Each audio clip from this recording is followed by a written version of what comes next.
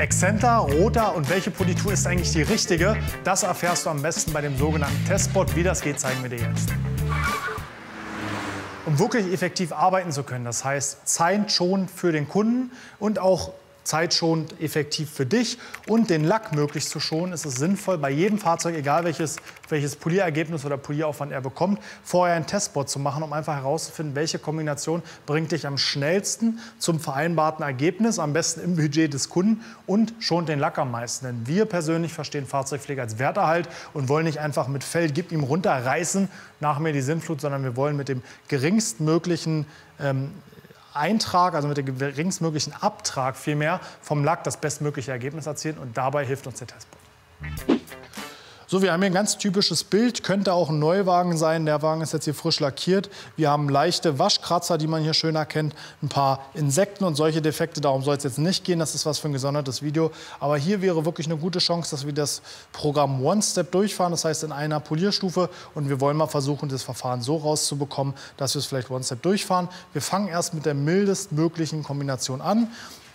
Da nutzt man so ein bisschen noch eine Erfahrung. Ich sag mal, rein bilderbuchmäßig würde man jetzt mit einer Finish, Anti-Hologramm-Politur und dem weichesten Pad anfangen. Ich nehme vielleicht noch nicht ein ganz weiches Pad, sondern ein sogenanntes Light Polishing Pad, also so schon weich, aber jetzt kein komplett ultra weiches Wachspad und nehme eine Perfect Finish Hochglanzpolitur und wir gucken mal, wie das läuft auf der Zwangsexzenter, weil das einfach ein schnelles Ergebnis ohne Hologramme garantiert und dann gucken wir mal, ob das klappt und arbeiten uns zur Not weiter runter.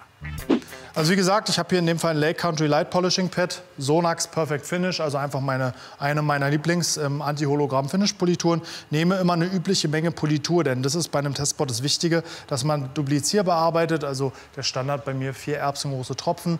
Mache einen Kreuzstrich im Cut-Bereich, also mit ein bisschen Druck so auf Stufe 3 oder 4. Ziehe dann nochmal, nach dem Verteilen natürlich, ziehe dann nochmal die Politur raus, also zerlege sie möglichst fein im Stufe 6 im Vollgas und hoffe mir dann, dass ich wirklich alle diese Waschkratzer, die wir gesehen haben, entferne und ich auch ein hazefreies Finish habe, was man so lassen kann. Ob das so klappt, sehe ich nach dem Testspot.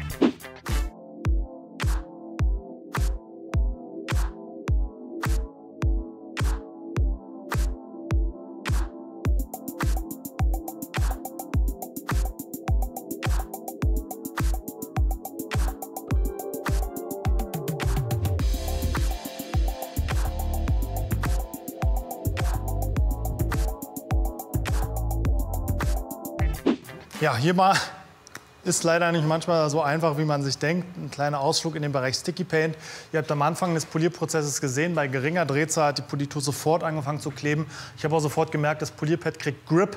Habe dann gleich auf Stufe 6 erhöht, einfach um mehr Drehzahl bekommen, mehr Hitze zu bekommen, die Politur flüssiger zu bekommen, um eben dieses Kleben des Lacks auszugleichen. Und man hat auch gesehen, dass so nach 2 Kreuzstrichen einfach durch die Verteilung der Politur, durch die Abnutzung der Schleifkörner dieses Sticky Paint Phänomen abgenommen hat und es besser wurde. Ich konnte die Politur ganz gut ausfahren, befürchte aber, dass das Ergebnis nicht perfekt sein wird. Wie gesagt, Sticky Paint ist immer nicht ganz so gut. Vielleicht wird es doch nicht mit meinem One-Step-Plan. Wir gucken mal, wie es jetzt aussieht.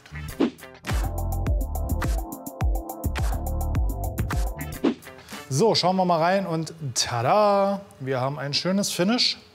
War jetzt hier wirklich, Gott sei Dank vom Finish leicht, wobei man dann natürlich ehrlicherweise dazu sagen muss, dass wir einen extremen Metallic-Lack haben. Ne? Auf einem Unischwarz, generell auf einem nicht so stark Metallic behafteten Lack könnte das jetzt wieder anders aussehen, aber am Ende, wir machen ja was für die Optik und wir wollen natürlich, dass es gut aussieht. Wie es in der Theorie bei einem anderen Lack wäre, bei gleichem Vorgehen ist jetzt Quatsch zu multiplizieren. Wir wissen, das Verfahren funktioniert auf der Haube. Wenn wir jetzt beim Lackschichtdicken messen, was wir immer vorher machen und bei der Lackschadensanalyse festgestellt haben, dass andere Bauteile andere Lackschichtdicken haben oder anders zerkratzt sind, müssen wir natürlich diesen Testspot dann, wenn wir an dem Bauteil ankommen, vielleicht wiederholen oder zumindest im Kopf haben, okay, auf dem Bauteil war vielleicht irgendwas anders. Hier muss ich nochmal mit der Kombination, die vorher funktioniert hat, die nochmal kritisch hinterfragen und nochmal genau prüfen, ob sie auch hier gut funktioniert. In dem Fall, wie gesagt, hat es super funktioniert. Hätte das jetzt nicht geklappt, hätten wir einfach einen Faktor verschärft, sage ich mal. Wir hätten eine gröbere Politur genommen oder ein gröberes Pad oder beides zusammen. Das muss man dann entscheiden, je nach Intensität sozusagen, wie stark der Unterschied ist. Genau hier ist jetzt dieser Fall. Wir sind an einem anderen Bauteil angekommen und haben jetzt festgestellt, Schleifspur. Nein, ganz so war es nicht. Hier wurden Staubeinschlüsse und Silikonkrater entfernt. Und das müssen wir natürlich hochpolieren. Und wahrscheinlich wird hier ein anderes Vorgehen nötig sein als auf der Haube, wo es super geklappt hat. Das heißt, das ist ein ganz gutes Beispiel. Denkt, wie gesagt, neben dem Verkratzungszustand und der Lackschichtdicke, ne, falls nachlackiert wurde, auch an Kunststoffteile. Auch die können sich anders verhalten. Oder Carbonteile, einfach Materialunterschiede. Also immer im Hinterkopf haben, Testboard hat super geklappt, alles gut. Ich arbeite mich ums Auto, komme an einem neuen Bauteil an und habe vielleicht mal im Hinterkopf, okay, erster Durchgang auf einem neuen Bauteil, checke ich mal, ob das Ergebnis genauso gut ist oder ich anpassen muss. Genau das machen wir jetzt hier. Wir nehmen die gleiche Kombi wie vorher, polieren hier drauf und gucken mal, ob es reicht. Und wenn nicht, passen wir an.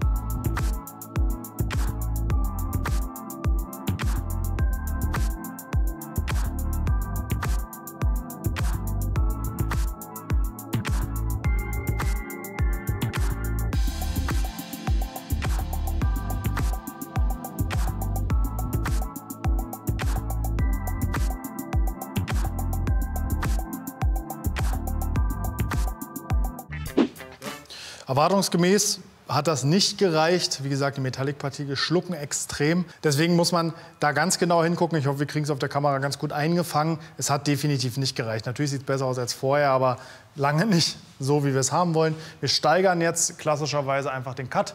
Wir nehmen ein härteres Pad, eine Medium-Cut-Politur und gucken, ob wir damit zurechtkommen. So, wir greifen jetzt zu einer Medium-Cut, in dem Fall X0406 mit einem harten Lake Country Pad und schauen mal, ob wir damit zum Erfolg kommen.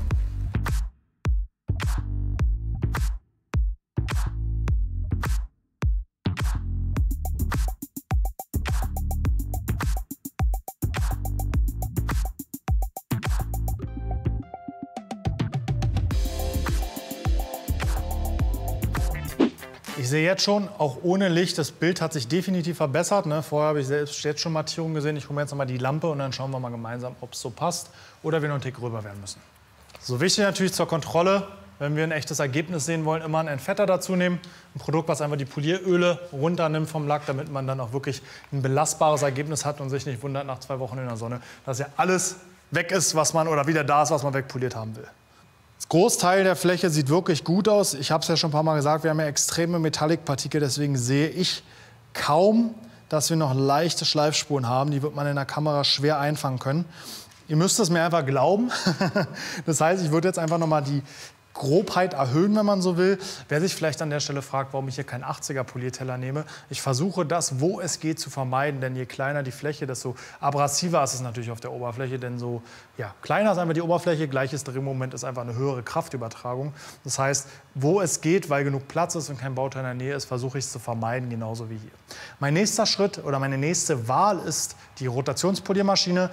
Alternativ könnte ich jetzt natürlich noch mal eine gröbere Politur nehmen oder Mikrofaserpad, aber ich will ja immer im Hinterkopf behalten, möglichst wenig Lack abtragen. Und da denke ich, dass ich mit dem Schaumstoffpad, einer Medium-Cut-Politur und einer Rotationspoliermaschine größere Chancen habe, einfach weil ich die deutlich länger fahren kann. Ich kann einen Tick mehr Politur verwenden, weil ich sie hinten raus besser durchgefahren bekomme als mit der Exzenter und kann vielleicht weniger Lack abtragen als mit einer gröberen Politur oder einem Mikrofaserpad und trotzdem super Ergebnis erzielen.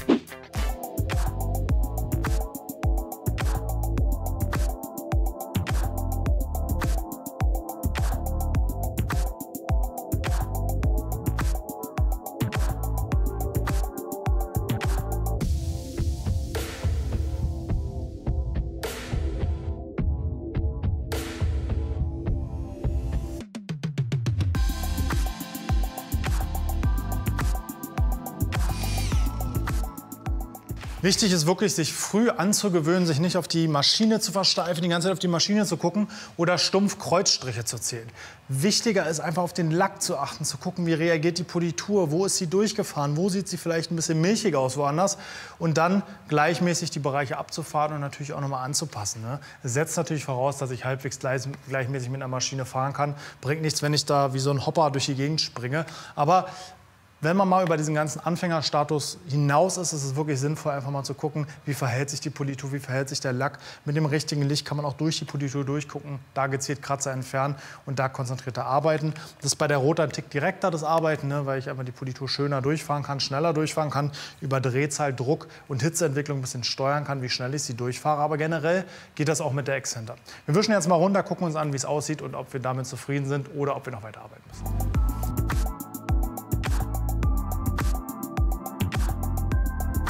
So, einmal runtergewischt, sieht man, der Nico war zu ungeduldig. Wir haben Hologramme ohne Ende, klar durch das Bauteil ein bisschen prädestiniert. Hätte man mit Sicherheit auch hologrammfrei durchfahren können. Hier kommt aber wieder der Zeitfaktor ins Spiel. Ich gehe jetzt mal davon aus, das probiere ich jetzt aus, es ist viel schneller, wenn ich jetzt noch einmal mit einer Exzenter und einer Finish-Politur drüber gehe und dann die Holos entferne, als wenn ich jetzt auf Krampf die Politur so durchfahre, dass die Holos weg sind. Das ist das, was ich meine. Nicht nach Schema F und immer auf Krampf, ich ziehe das jetzt durch, sondern das, was für euch und für den Kunden am schnellsten ist. Die Schleifspuren sind definitiv raus, das sehe ich hier perfekt in den Kanten drin. Ich habe hier im Lichtschein, wie gesagt, Hologramme, aber keinerlei Schleifspuren mehr drin in meinem Bereich. Das zeigen wir euch jetzt. Dann nehme ich nochmal die Exzenter mit der Finish-Politur, die ich auf der Haube genommen habe. Hat gleich den Vorteil, ich habe mit Sicherheit das gleiche Finish wie auf der Haube. Und ich denke, wir werden es sehen, aber ich denke, ich kriege damit meine Hologramme weg und habe ein gutes Ergebnis.